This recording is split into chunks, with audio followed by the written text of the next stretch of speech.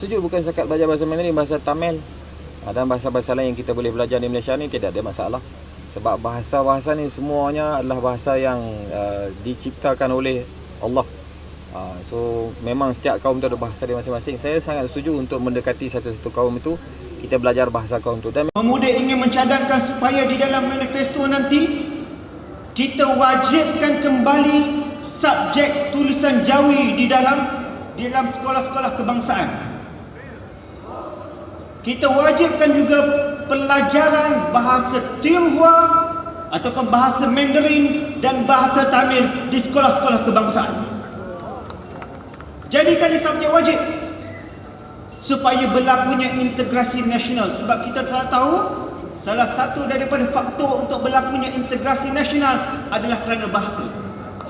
இன ஒற்றுமையை வலுப்படுத்தும் முயற்சியாக தேசிய பள்ளிகளில் தமிழ் மற்றும் மேண்டரின் மொழிகளை அறிமுகப்படுத்த வேண்டும் என பாஸ் கட்சி பரிந்துரைத்துள்ளது. கிடா சுங்கைப்பட்டாணியில் நடைபெற்ற பாஸ் ஆதரவாளர் மன்றத்தின் மாநாட்டில் பேசிய போது, ada yang cakap debat ni bukan budaya Malaysia, bukan budaya Melayu. Lepas tu aku nak tanya korang, kalaulah debat tu bukan budaya Melayu, adakah budaya kita terus menggunakan politik kebencian, politik agama, politik kenegerian ataupun kedaerahan ni untuk meraih undi? Kalau korang tengok Indonesia sekarang, pesta demokrasi diorang tak cakap pasal kebencian agama, diorang tak tanamkan kebencian bangsa ke tuduh orang rasuah sini sana ke, tak. Halo guys, selamat datang di informasi. Kali ini saya akan membahas tentang lagi-lagi soal bahasa yang dijadikan alat politik. Isu bahasa di Malaysia kembali mencuat setelah Ketua PAS, Tuan Ibrahim Tuan Men, menyarankan agar sekolah kebangsaan, Melayu, turut mengajarkan bahasa Mandarin dan Tamil. Menurutnya, langkah ini penting demi menjaga keberagaman dan mempererat hubungan antara kaum. Namun, usulan ini segera mendapat respons kritis. Anggota Parlemen Kepong, Lim Lip Eng, menilai jika PAS benar-benar ikhlas, maka inisiatif tersebut seharusnya dimulai dari sekolah-sekolah di bawah naungan partai, seperti PASTI. Kritik ini menyoroti kesan bahwa usulan PAS lebih bernuansa politik ketimbang murni gagasan pendidikan. Tak berhenti di situ, Dr. Muhammad Ridwan T. Abdullah juga mengomentari wacana ini melalui laman Facebook-nya. Ia mempertanyakan mengapa PAS mengikuti langkah DAP yang ingin sekolah kebangsaan mewajibkan pengajaran bahasa Cina dan Tamil. Menurutnya, lebih tepat jika sekolah Cina dan Tamil justru diwajibkan memperkuat pengajaran bahasa Melayu, karena realitanya masih banyak masyarakat Cina dan India yang belum fasih berbahasa kebangsaan. Ridwan bahkan mengingatkan agar jangan sampai demi mengejar suara politik, kepentingan negara justru digadaikan. Bahasa Melayu sejak awal kemerdekaan telah ditetapkan sebagai bahasa kebangsaan, simbol penyatu negara bangsa.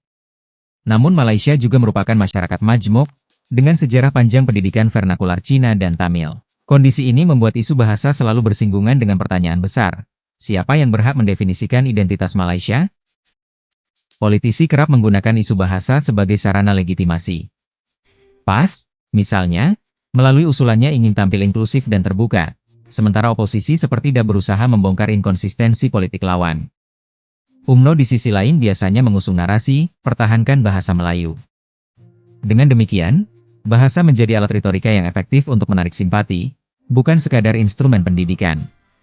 Di balik wacana ini tersimpan pertarungan wacana antar etnis. Pihak yang menekankan pentingnya bahasa Melayu sering memandang penguasaan bahasa kebangsaan sebagai ukuran loyalitas warga non-Melayu terhadap negara.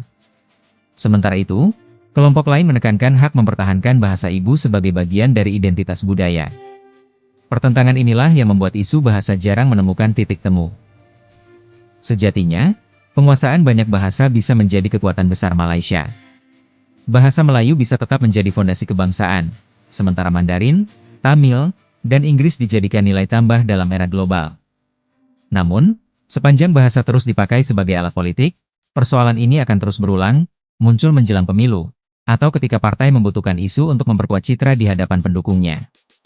Isu bahasa di Malaysia sesungguhnya bukan sekadar soal komunikasi, melainkan simbol identitas, alat politik, dan perebutan kuasa. Alih-alih menjadi jembatan pemersatu, bahasa kerap dijadikan senjata retorika oleh politisi. Selama masyarakat masih terjebak dalam dikotomi, kami, dan mereka, polemik ini akan terus hidup.